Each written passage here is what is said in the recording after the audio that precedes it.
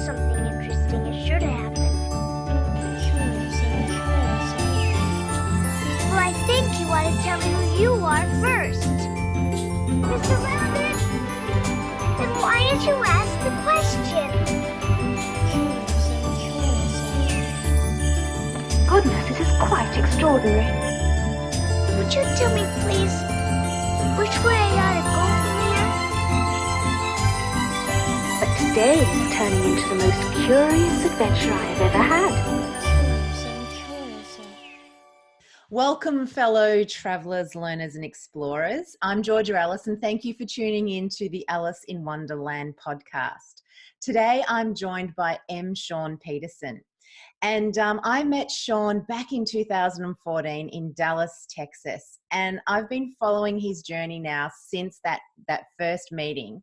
And I really wanted to get him on the show so that you can hear how this amazing individual has been able to create a life that he has pretty much plucked out of his dreams. And I don't want to talk too much about it. So let's get curious. Welcome, Shawn. Thank you. I'm glad to be here, Georgia. I'm so excited to have you here and to share with our listeners your story and how you've been able to really bring your dreams and goals to life in a really, I guess, a proven way. So we'll get into that in a second. But before we do, I've got a question for you. Now, tell me, first of all, are you familiar with the characters in Lewis Carroll's story, Alice in Wonderland? I've read the book, yes. Yeah, beautiful. So if you were to think about all the characters in that story, in that wonderful story, which one do you believe is most like you and why? Oh, I think Alice.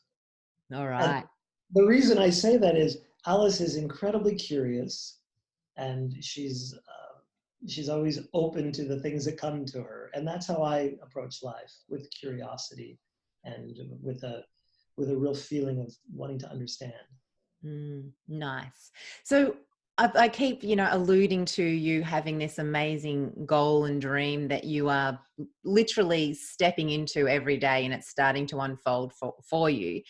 So let's not keep our listeners standing on the edge going, what is this? So can you share with us what your initial goal was, what your thinking was, how this journey for you has started, and then we'll be able to piece it together, and I'll question you around some of the key things that you've done to get to where you are today. So I haven't told anyone where you're at today and what you do. So this is going to unfold in this wonderful journey together. So talk to us.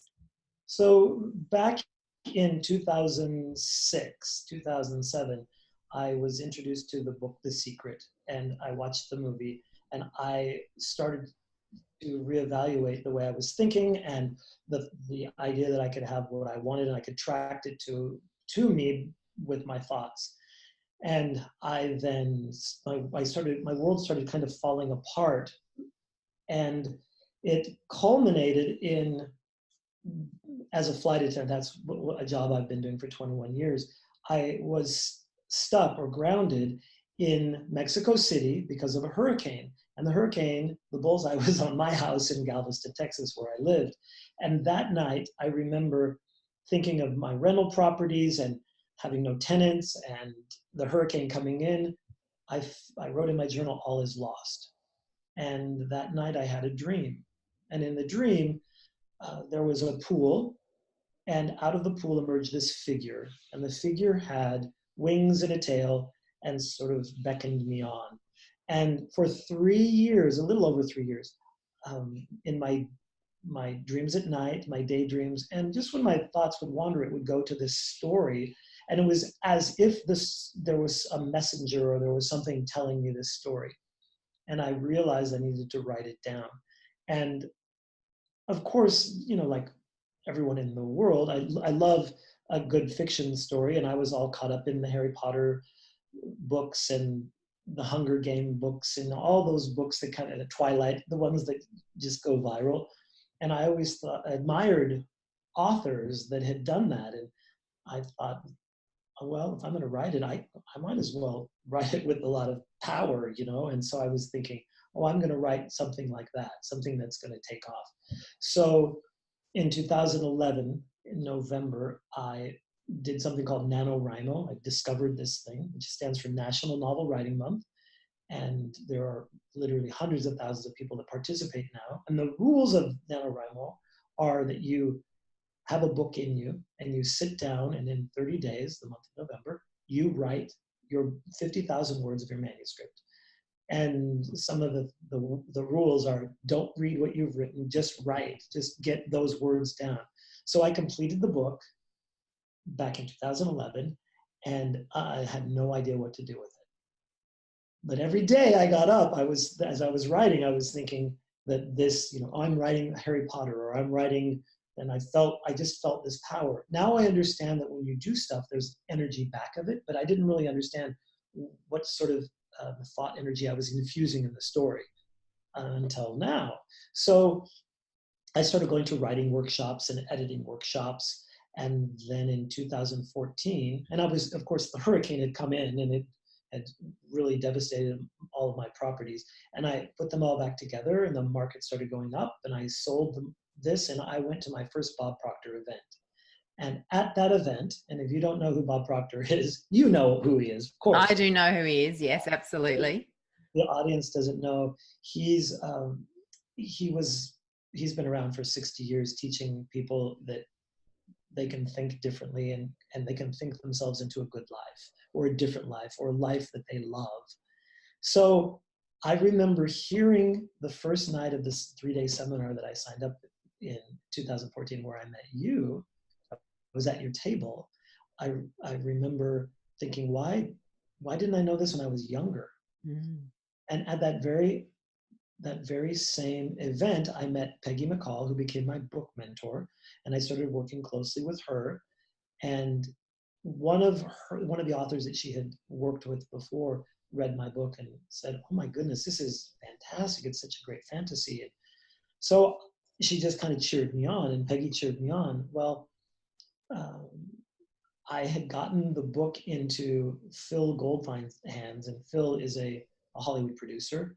And he had me to Universal Studios back in July of 2015 with a book or a manuscript that I'd given him.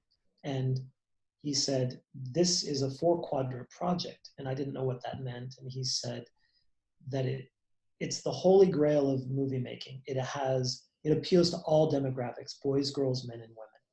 And he had grand visions of this. And I was flying into Los Angeles from working as a flight attendant. I just flew in, and I came in and I saw this whole new world, and I thought, this is pretty fantastic. So he encouraged me along the way, and then eventually he said that I could, if I want to, I could come and do some writing here in his bungalow at the studio in Universal, which I did. And then maybe 2 years later, he was training me or teaching me to hold a vision, to believe in what it is that you want the most, and really spend time thinking about it and focusing your thought energy on that.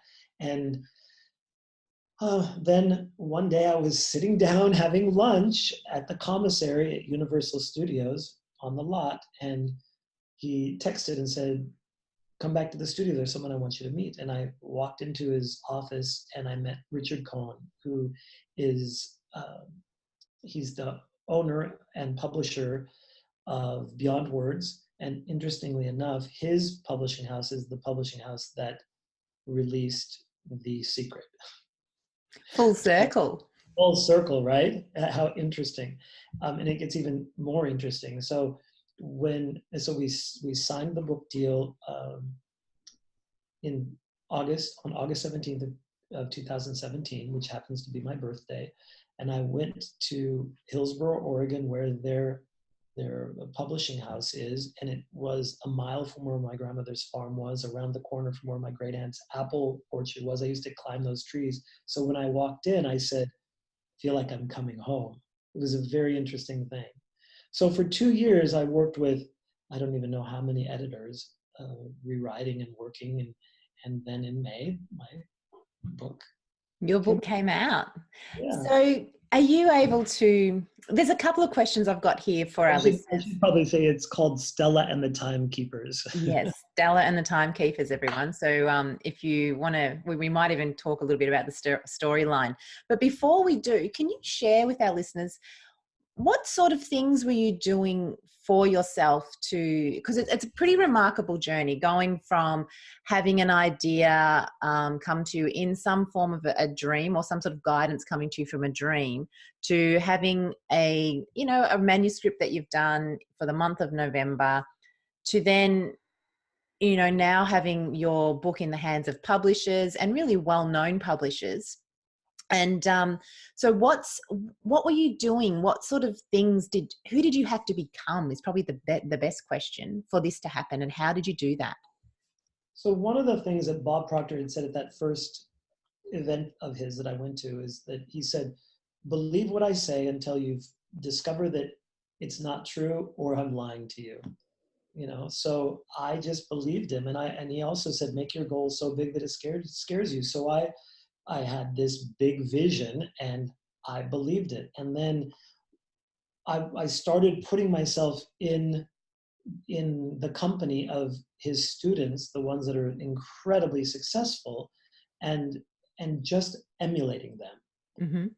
Then Phil Goldfine, Peggy McCall, who she's been studying with him for 40 years, she's been incredibly supportive. And she told me one time, you may not believe in you or what you're doing, but believe in my belief in you. So I just didn't listen to that voice in my head, my paradigm telling me that I couldn't, that was squawking away. And I thought, well, I'll just keep going until I stop. And since then, the idea of it has so deeply implanted in me. And I think that the most important thing is when you make that decision to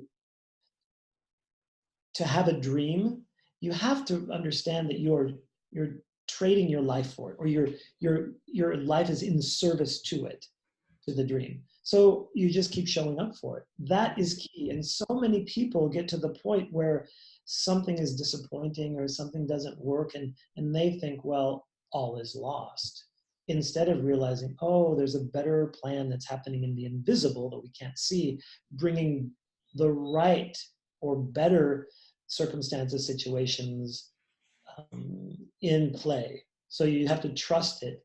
And was it Steve Jobs says you can't see the path forward. You can only look back and see the dots connecting. Yeah. So you have to trust that your next step is correct. So you just have to trust it.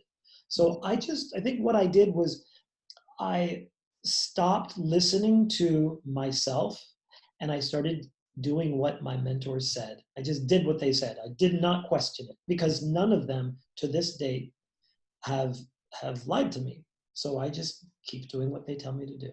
Yeah, beautiful. So can you share with us potentially some of the things that was going on in your head that you had to override? Because this is something that a lot of people have when they have these aspirational dreams and goals.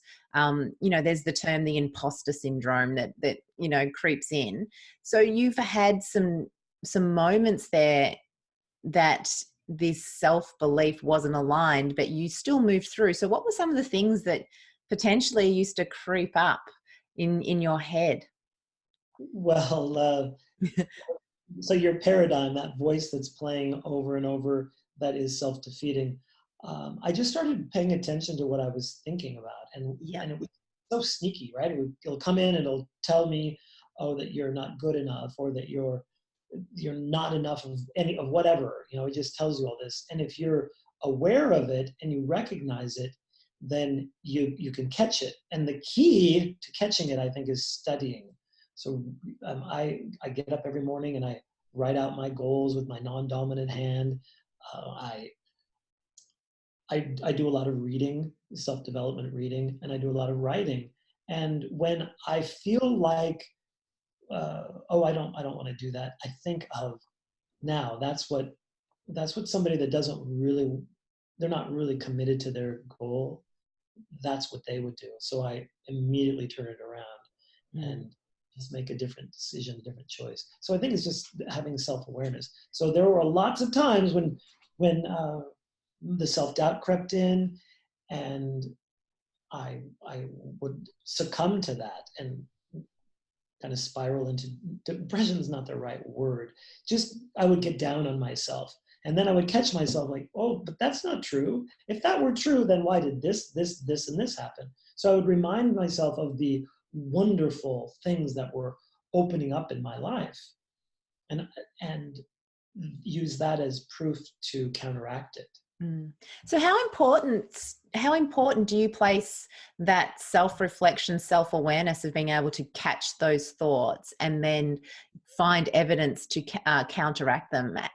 Is that a really important part of your journey? Yes, it is. For me, it is. And the other thing that's really important is that when I get like that, there are a few go-to people, mentors I have that I can call them. And the conversation or the phone call will last literally less than a minute. Like, that's not true. Let's think about this. Hold on to your dream. What is your dream? How does that feel?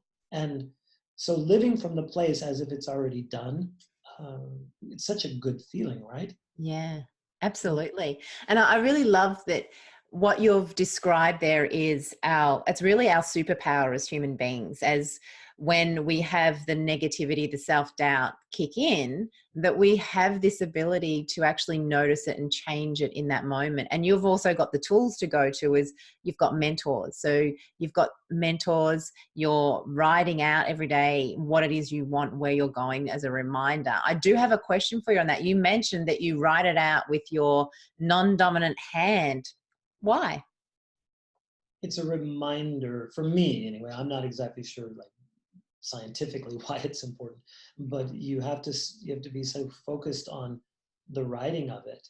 And I've become so proficient with my left hand, I actually call myself left-handed, and now I'm doing other interesting writing things to keep my focus that way. So I'm writing backwards and upside down and like a mirrored reflection. And it takes some time and effort. And what it's doing is it's sharpening my thought in regard to my goal, what it is. And I write it out 10 times, and it takes some time. And anyway, I think that for me, it's just being conscious of being conscious. Yeah. Present.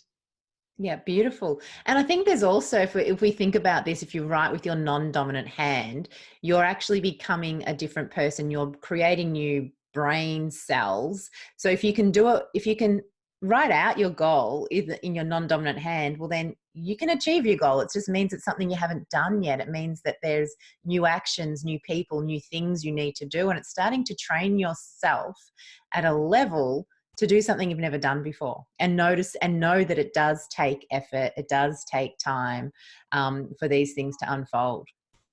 It really does. And that's the biggest lesson that I've learned through this whole thing is, it's not for people that are not committed. You've got to write, you've got to do those things, those simple little things. The other night, it was kind of late and I thought, oh, I just won't. And I realized, aha, gotcha, no way. And I actually forced myself to do my writing. Yeah. Anyway. So from the time you started with your goal, as things start to unfold for you, do you then change what you're writing? Does it, like, you do hit milestones and then change what you're writing, or is it just always the same thing? Has it been the same thing for all these years? Or has it had to be tweaked because things are starting to happen and unfold for you? I tweak them, and I have so I have my goal cards. Mm-hmm. I have my main overarching goal, and then I've got, I think, 3 or 4 other goals, and I modify them on occasion. And sometimes 1 or 2 of the goals have come true, they've come to pass, or the goal that I had doesn't serve me anymore. So I have changed the goal. And all of this, it might seem insignificant, but it's these little things that are so important. Our life is not about activity. People are always talking about action. now action is important, but we have this power that's running through us. Everything is energy, right? And we have this power that's running through us. And when we realize that we can direct that power, it's about directivity, not about activity. I like that. That's very, so it's still a matter of, because you just don't sit there and do nothing. Like, you are actually having activity. Like, the book didn't write itself. And you still have to, if you have inspired action, you have to talk to, like, you gave your manuscript to Phil Goldstein, isn't it? Fine. Goldfine, yeah. So you gave your book to him, and you turned up at events. You actually didn't just sit there on your couch and hope that this goal of yours is just going to appear. You took inspired action, but you were directing your thoughts so that you knew what actions to take. Is that right?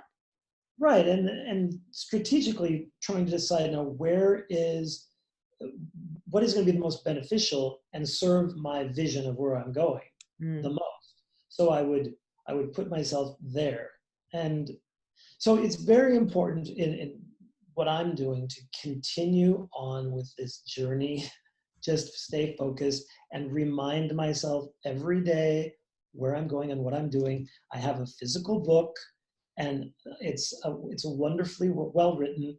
And what I love about the process is that there's a whole slew of professional editors, and they come at it from a different angle. I'm a creative writer, and then they have their specialty, and they just help, and they asked me lots of questions. So it was like a whole team of us doing it. It's not a singular effort at all. I love that you say that, because a lot of people think that they have to do everything on their own. And I think if you look around us, nobody has ever achieved anything on their own. They've always had somebody helping them, or a team of people, or a collective around them. So I think that's wonderful that you've been able to bring that up, that yes, you've achieved these things, but it hasn't just been you doing the hard work.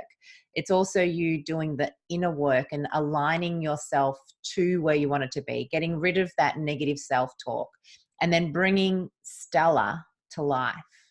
So let's talk about Stella. Okay, let's. Can you introduce our listeners to Stella, and I don't know, we really want them to probably buy the book to get the whole story, but tell us a little bit of what you introduce us to this character, because I've read the book and I think it's fabulous.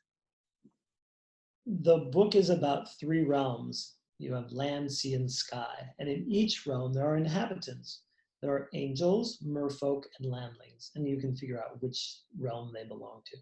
So the book, the protagonist is Stella Maris, who's an 11-year-old girl who thinks she's a normal girl, and her parents disappear in shark-infested waters in the middle of a violent storm, and she discovers the other realms, and then she also discovered that she's not normal. She's actually a hybrid. She's half angel, half mermaid, and very unique. It's really the first of its kind, or she's a first of her kind. And so she has to learn to accept her differences and look within and find her strength and find her self-acceptance in order to step into her power to save the universe. So how much of Stella is a reflection of you? I read one time that fiction authors are always writing their autobiography.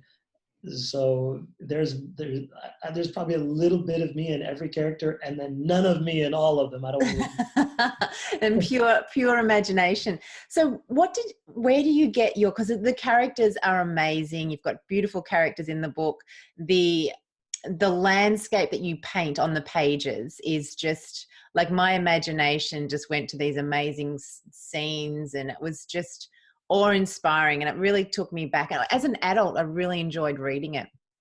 So where do you get your inspiration for the characters, the scenes, and all the things that go on in this? It's an amazing story. So where do you get the inspiration?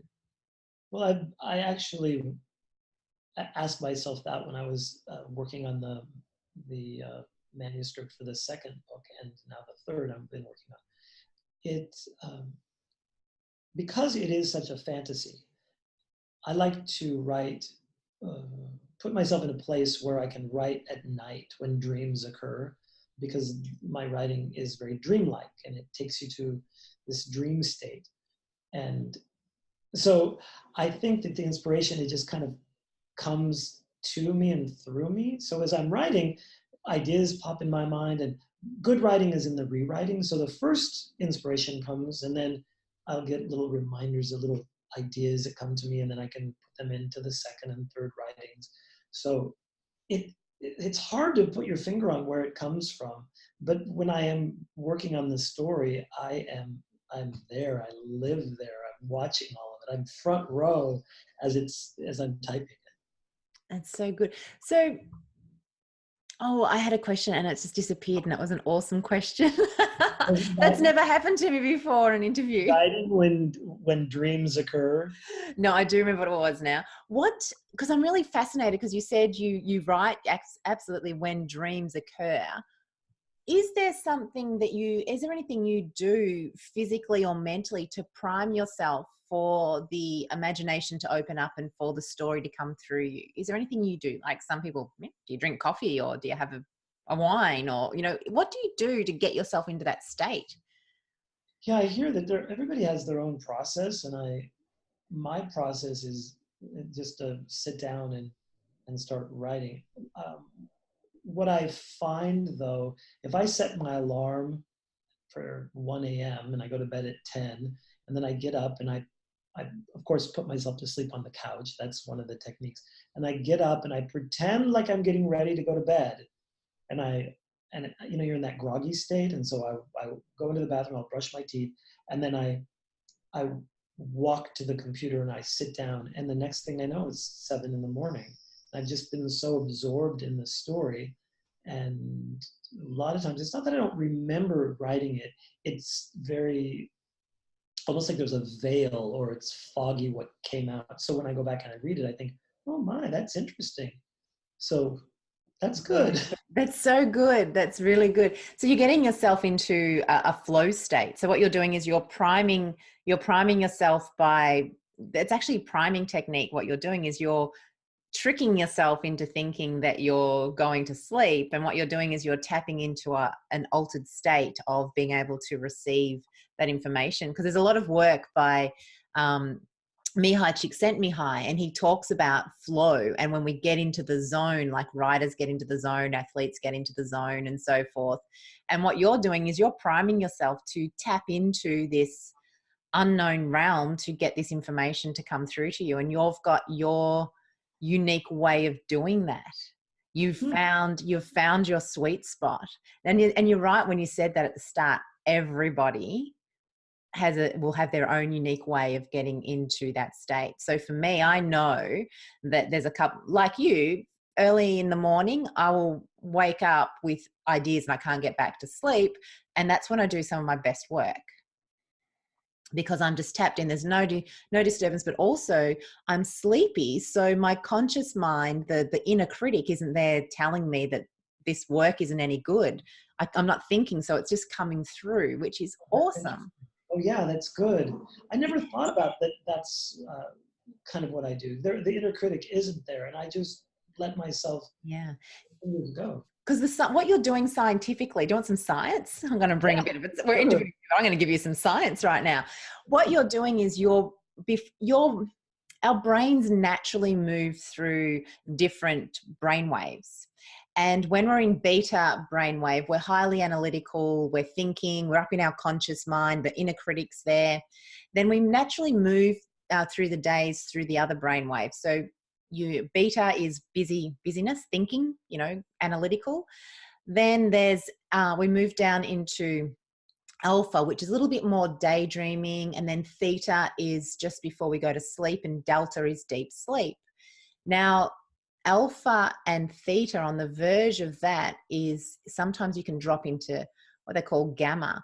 And this is where you start to get insights. The inner critic does not live here, because you're starting to move into the subconscious.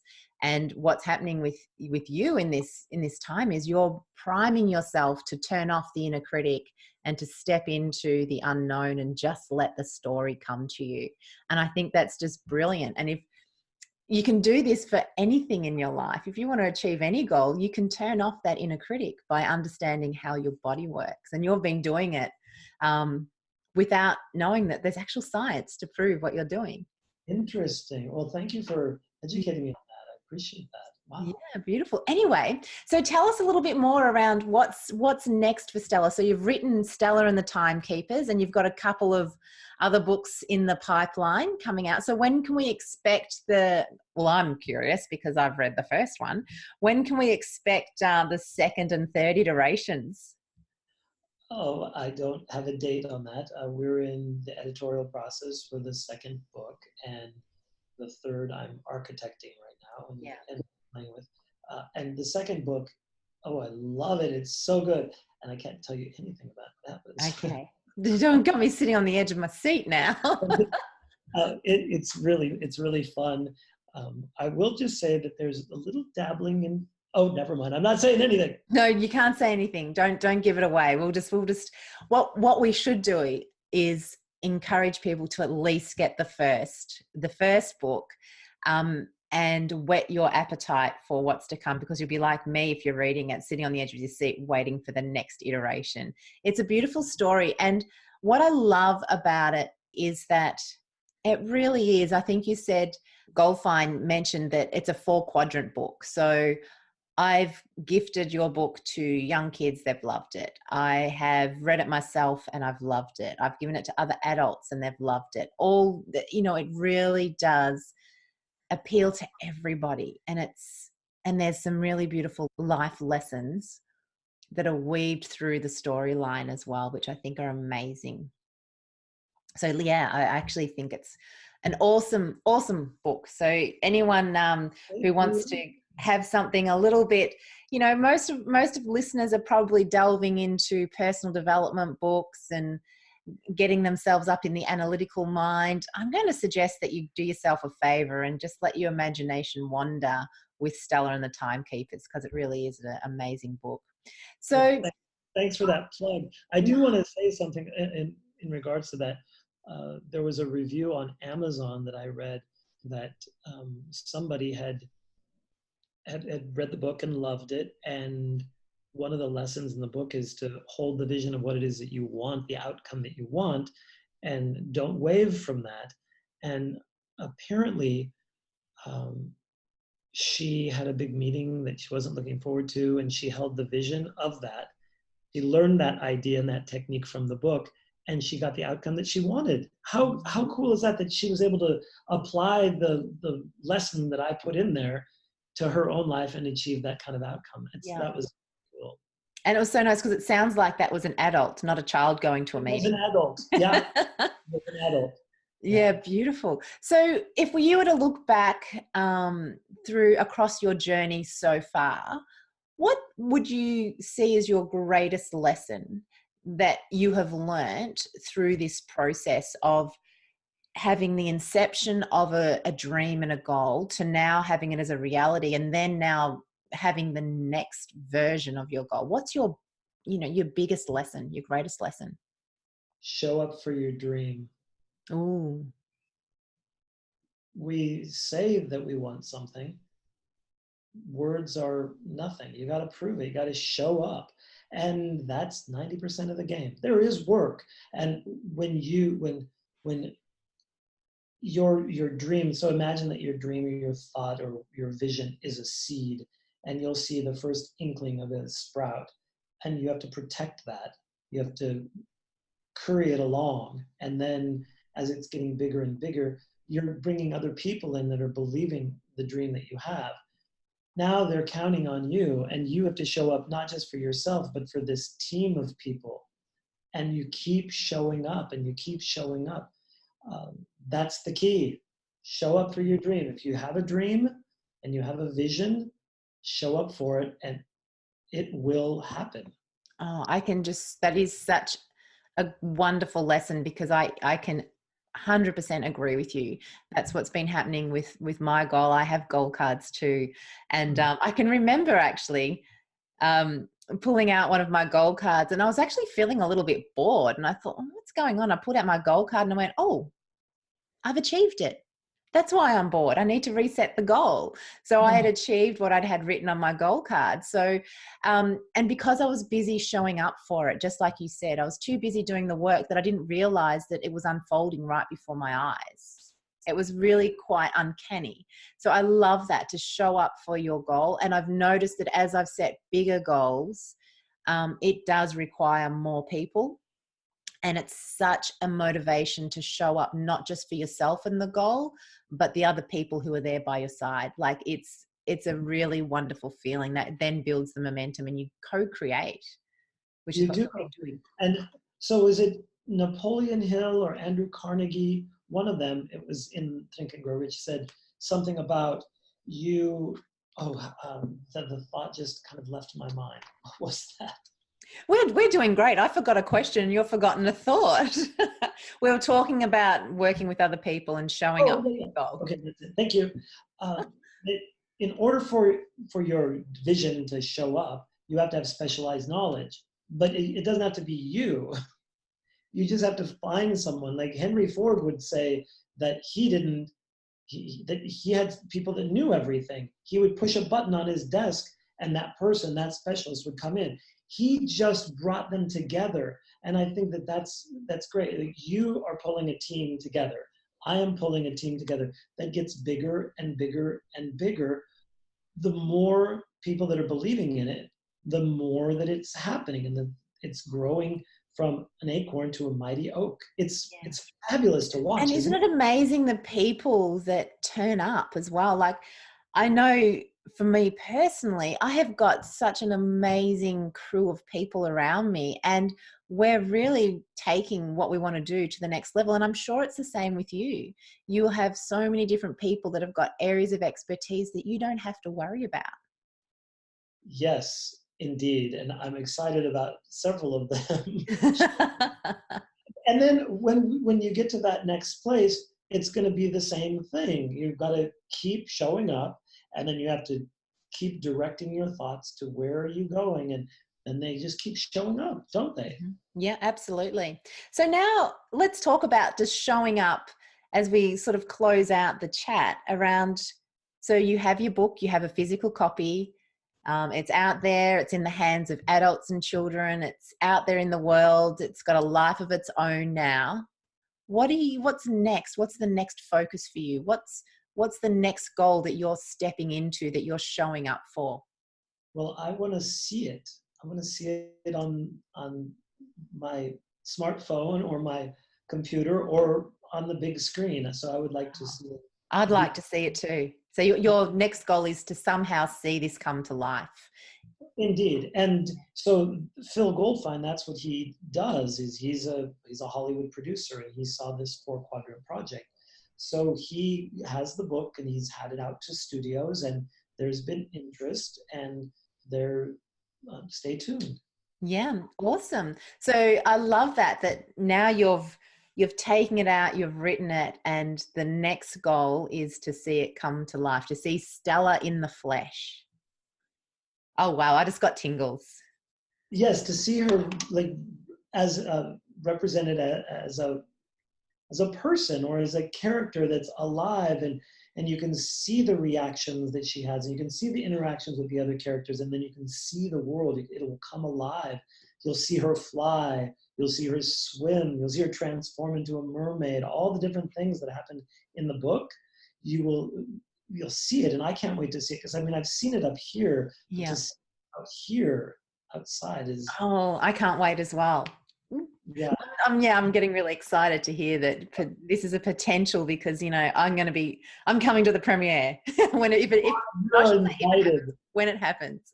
Yes. So you've really given lots of gold and snippets of your journey and how you've made this happen for our listeners. Now, before I asked you what's been your greatest lesson, but now for our listeners, what's your one piece of advice around taking that goal that they may have and moving towards it and overcoming that imposter syndrome, that inner critic? What's your advice for listeners? My advice is going to the majority of people that don't know what they want. You've got to find out what it is you want. So what I would suggest you do is to ask yourself, right then, when you're laying in bed at night and you're between sleep and wake, or when you wake up, ask yourself the question, what would I love? And write it down. And if you do this often enough, you will get a list of things that really excite you. And so you'll have an idea what it is that you want, and then write that down, the one that gets you the most excited. Yeah, the one that really gets you excited and potentially scares you a little bit because you have no idea how you're going to do it, right? Right. Yeah. And I've actually got a final question for you. Did you know when you first started moving towards your goal how you were going to make it happen? Absolutely not. I didn't know. I still don't know, like, what's the next right step. And you just have to be patient. That's key. And understand that when you have a dream of something happening, you live it in your mind over and over and over. You live that picture over and over and over. And eventually it will unfold in front of you. So you've got to be patient. It takes a lot longer to see it than most people think it will. So that's why so many people give up so early. Yeah, and some people give up just when it's about to break open for them. Yeah, what is that story about mining for gold? Yeah, 3 feet from gold? Yeah, there's a story. Yeah, there's lots of stories. And there's stories about diamonds and gold, and there's all these memes going around of like people that are turning around just before they've taken the last ditch at getting the piece of gold or the diamond in the mine. They've just given up, and all it took was one more dig. And so, yeah, I think we've got to realize that you hold on to that goal, even if you don't know how to do it, and just trust and keep moving forward. Shawn, it's been an absolute delight speaking with you, and I still have such fond memories of meeting you in Dallas, and I'm so happy that we've maintained the friendship over those years as well. And I love watching what's been unfolding for you as you've followed your dream. But most importantly, I've loved that you have actually done the inner work to get there. You've busting through paradigms, beliefs, you're surrounding yourself with amazing mentors, and you're getting up and you're doing the work. So that's what you got to do. Absolutely. So thank you so much for your time today. It's been an absolute pleasure again to chat with you. So yes, thank you, and all the best with goal number 2 and bringing Stella to life. Well, thank you, and thanks for having me, Georgia. It's been a pleasure. Today is turning into the most curious adventure I've ever had.